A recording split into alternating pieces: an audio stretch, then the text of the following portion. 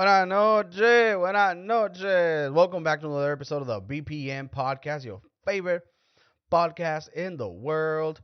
And I got a couple of questions. Have you ever cooked food that has nothing to do with you, that you never thought you were going to be experiencing? Well, guess what? You probably have. Just like everybody else. We get tired of Taco Bell, right? Taco Bell can go suck it. Taco Bell is the worst unless you're loaded. If you're loaded, 3 a.m. in the morning, nothing's open, and you trying to get all that alcohol out of your body. You eat some Taco Bell and guarantee you don't within 30 minutes that food, that alcohol is out of your body. And then you can go moi moi. You can go moi moi real quick. Um, and then I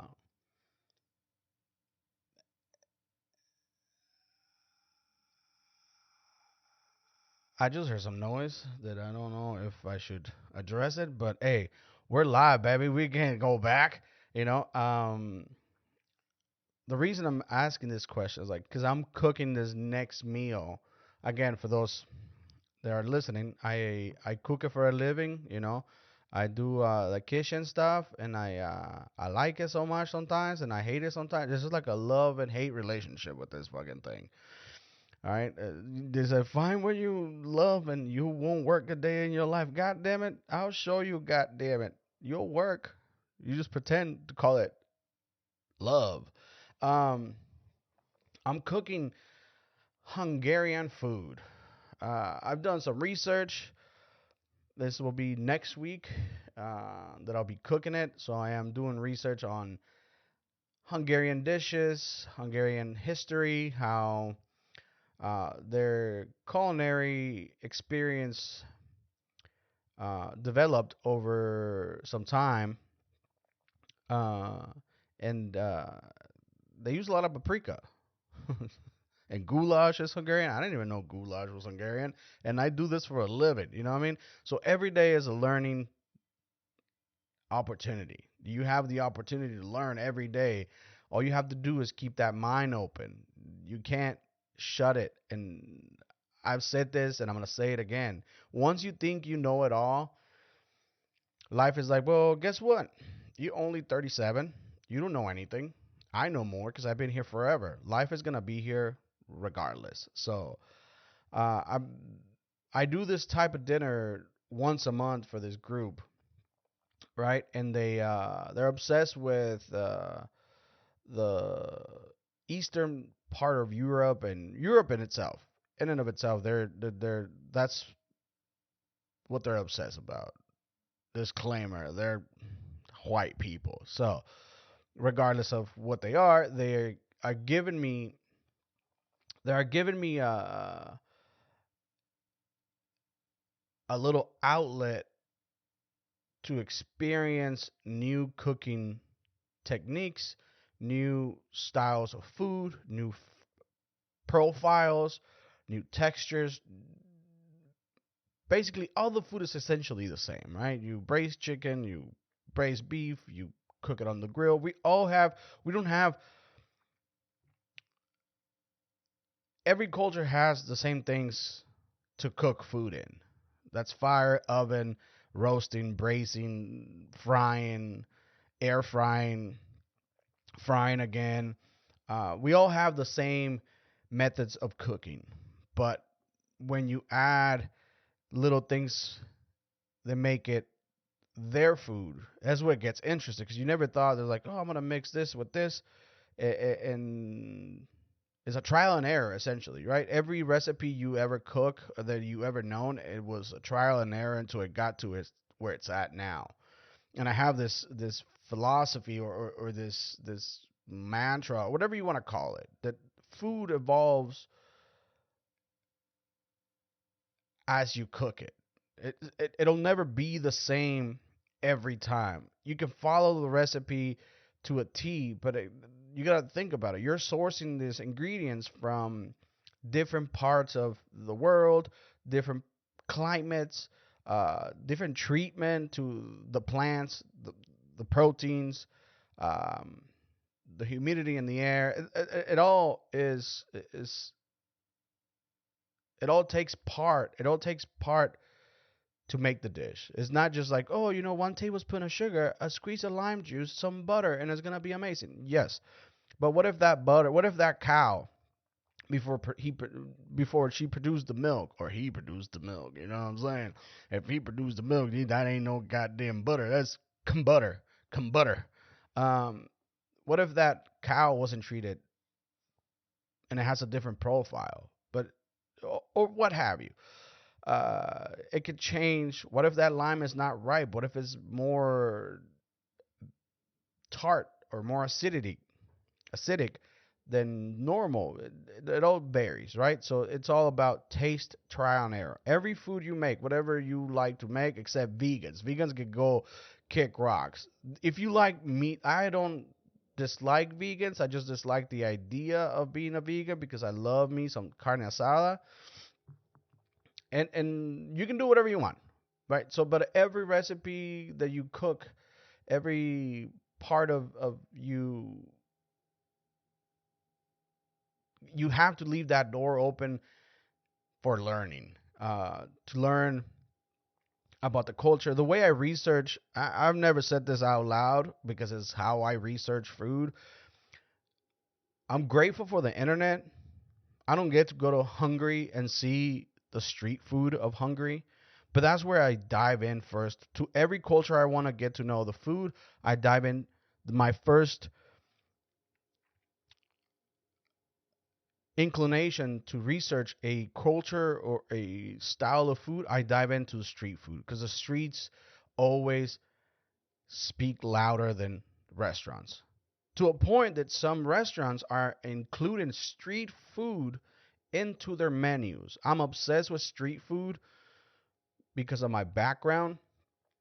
I'd rather go to the street food fair or a street food cart or a trailer or whatever, food on wheels, essentially, than to go to a fancy restaurant. Again, fancy restaurants are cool, but that's my style of eating. And I don't always do it, but when I do it, I'm like, you know what? I'm going to go try the new spot that opened up and see what they're doing, right? And I'll give you my taco order so you can see it live. So if it's a taco spot, I order two of each, whatever they have. So sometimes it's up. I'll never get chicken at a taco spot. Never, never. No matter how it's cooked. It can be braised, could be grilled, could be baked, could be fucking buried in the ground. I'll never get chicken. I can get chicken at home whenever I want. I can't get carnitas. I can't get lengua, which I could, but it's too much of a process to be like, oh, I'm gonna eat some tacos. Because then if I cook lengua, which is cow's tongue, I'll eat the whole thing, and then I'll get fat, you know.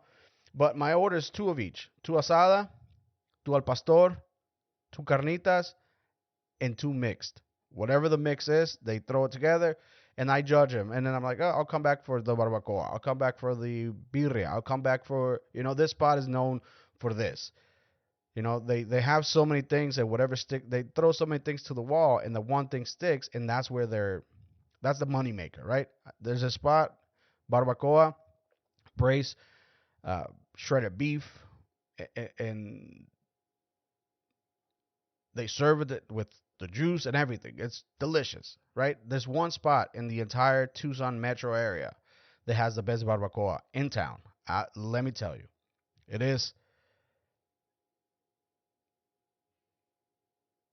the best. I still yet have to find the best al pastor in Tucson. Haven't been able to find it.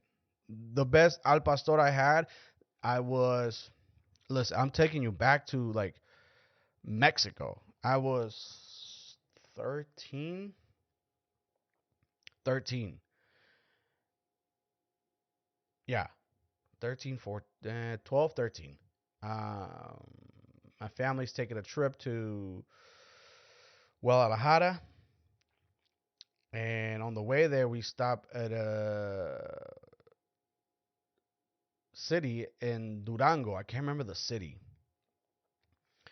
And let me tell you, this guy was putting up a show with the tacos. So al pastor is like shawarma meat on a spit, and it's rotating slowly, and there's fire behind it, and it cooks, and then it gets shaved thinly, and you get some pineapple if you want pineapple. If you have a fruit cake, I want some pineapple on my fucking tacos. No, give the pineapple. It's already in the marinade, so shut up. I don't like pineapple on tacos, but I like pineapple on pizza. Hmm. Right? So that's maybe because that was my first time trying al pastor, which is pork and is marinated in all this chilies and deliciousness. But I haven't been able to go back to like that. When you try something and it reminds you of childhood, you're like, oh fuck, this. It hasn't happened. I'm 37. I'm still looking for it. I make my own, and it still doesn't fucking. I'm like, this is garbage. I don't like it. But food is like it brings everybody together, right? It it's crazy how like me doing this research for this new dinner I'm about to do. I went into the history of Hungary, the history of Hungary food, and it states that like most before the Italians and the Turkish came into Hungary, they were eating peasant food, which is like goulash, right? And just whatever they had in a pot, stew it up and eat it. But as the Italians came, the herb and the spices started like elevate their cooking to to another level. So I'm thinking I'm gonna cook this, guys. From what I can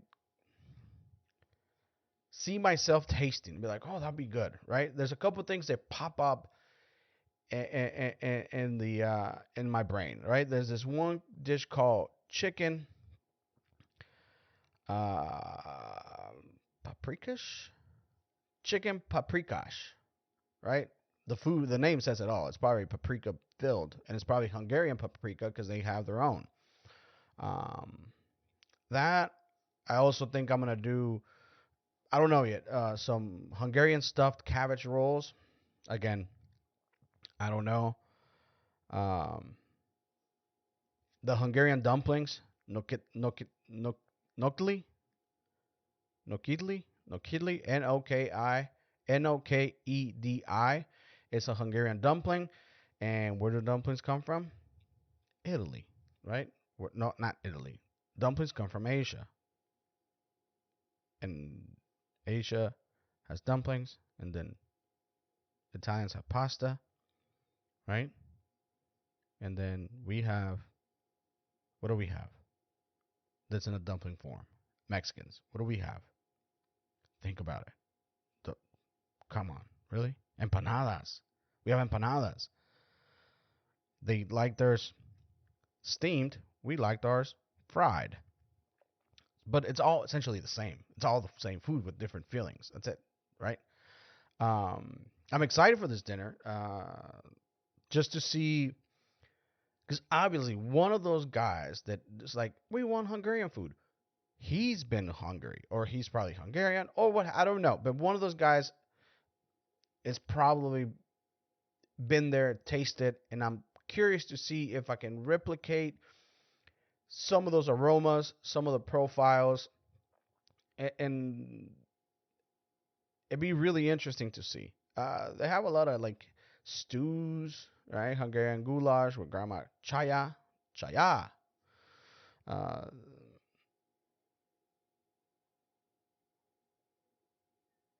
See, they have langos, which is a fried dough. Street food. Again, I dive into the street food because the street food is like what the people are eating on a daily basis. It's not like here in America, street food is fast food. That's what street food has. I mean, street food is kind of with the culture change with different.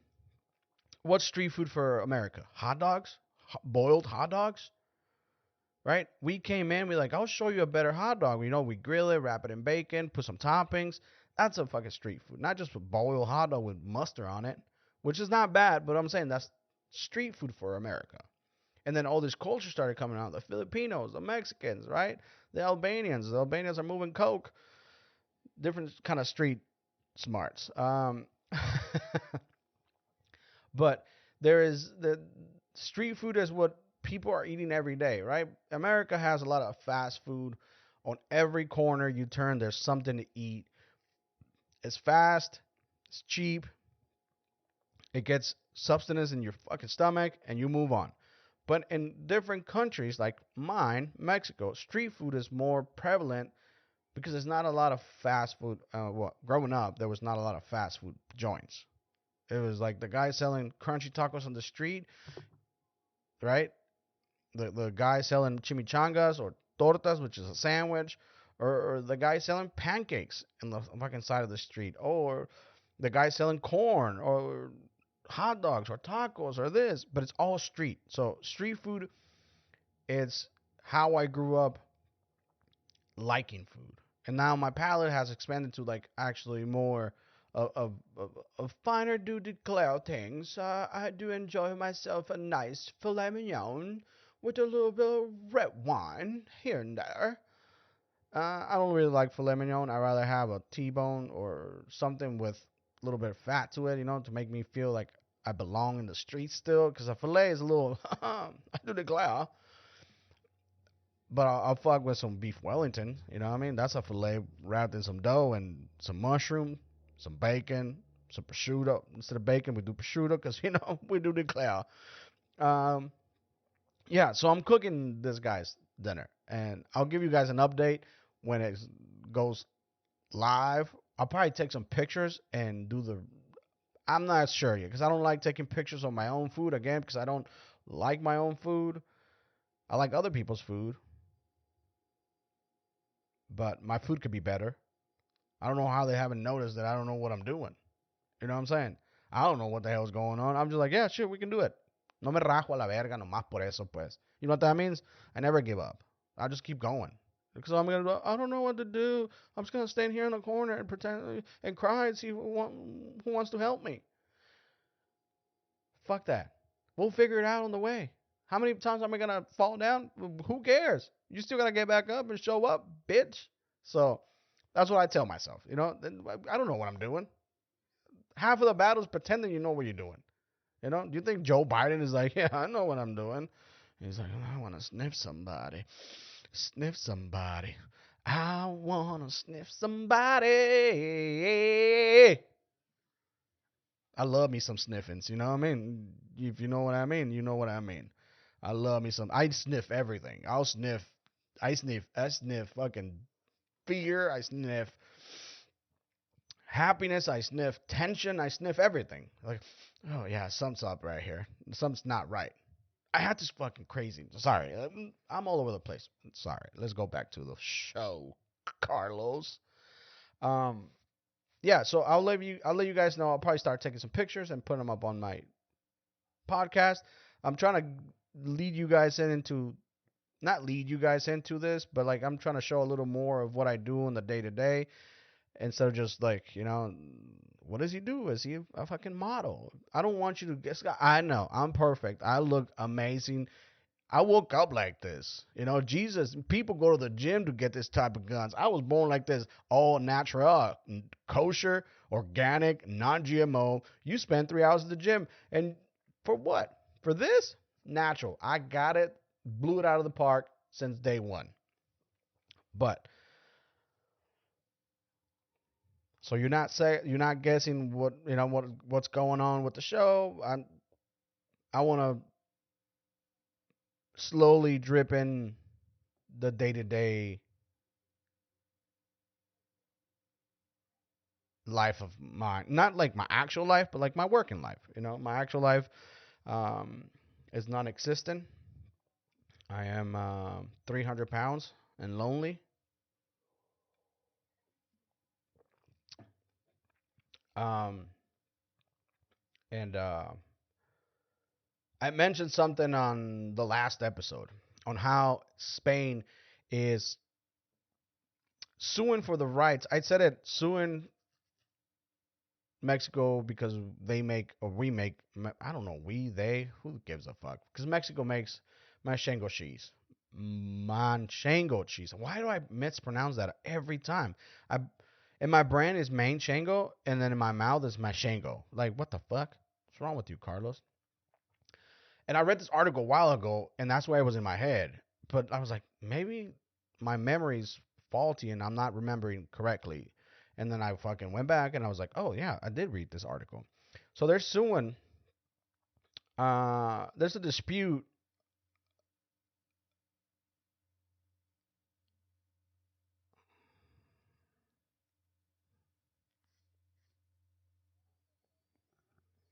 because Mexico's using the name Manchango, right? And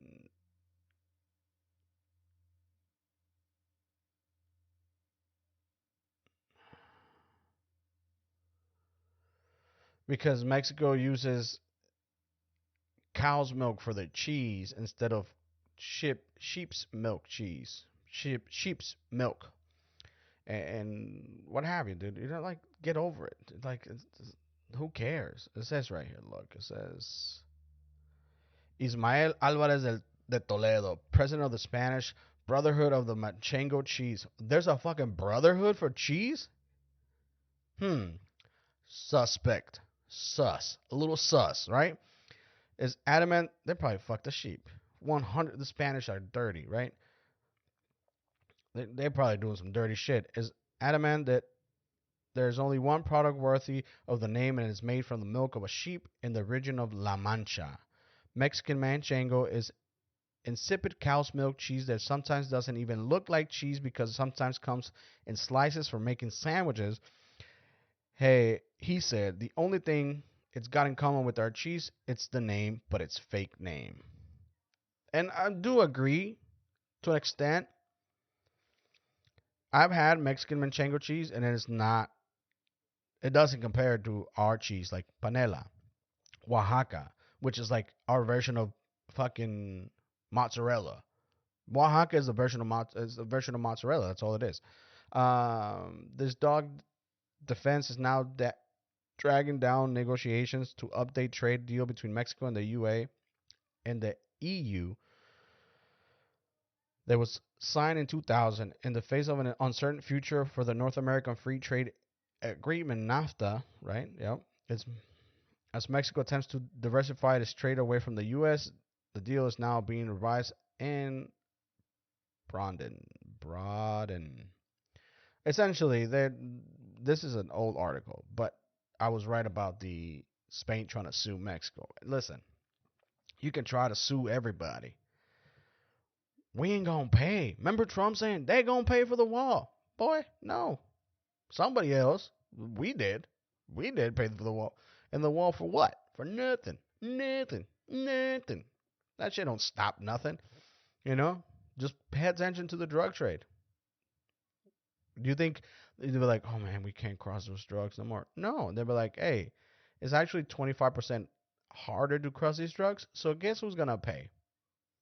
Your local yoga fucking practitioner on the corner. He's gonna be bent up out of shape because his pills went from $2 each to $3. Now he's gotta, really steal stuff.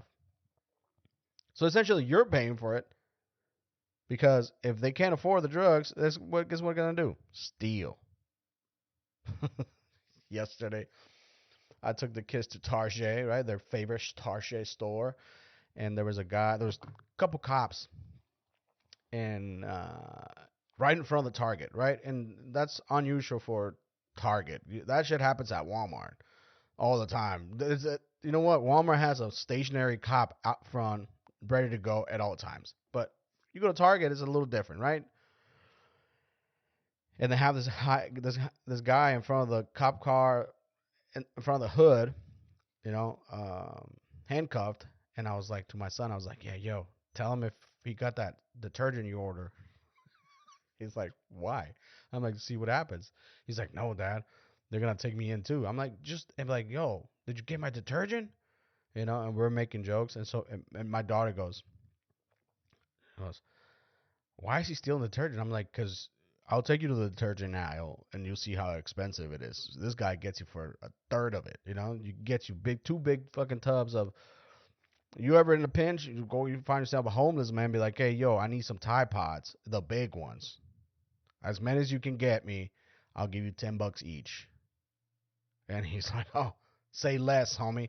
Comes back with two of those, 3 bottles of Jack, a bag of chips, some tampons, some Advil, some baby wipes. You know, he brings you a fucking croissant. Instacart my ass. You better talk to your fucking Timmy over there, and he's gonna be like, I need my pills. I'm gonna go get this, and they can't stop him. That's the thing, though. Target employees can't, over any store employees. You go to home. I went to Home Depot, not looking for a job, just so you know. Went looking for a stapler. Um, and this lady was the cashier was telling me, they're like, we have to lock everything now. Everything has to be locked down. Cause like I'm like, can I get a stapler? And they're like, yeah, let me go get somebody to help you. I'm like, it's a $14 stapler. What do you mean? Flashlights? I was like, can I get a flashlight too? I had to get somebody else with a key. So listen, that'll be all for this week. You know, follow me on YouTube. Follow me on TikTok. Follow me on Instagram. Follow me. Share my podcast with your friends, family, co-workers, everybody you like and dislike in your life. Tell them, be like, hey, yo, this guy's kind of like retarded. Can I say that word? Yes, I can. Because I am. I identify as one of them. You know, what are you going to do? See, I'm drooling a little bit right now. Make sure you follow me. And with that, my friends, this ain't your army. Peace.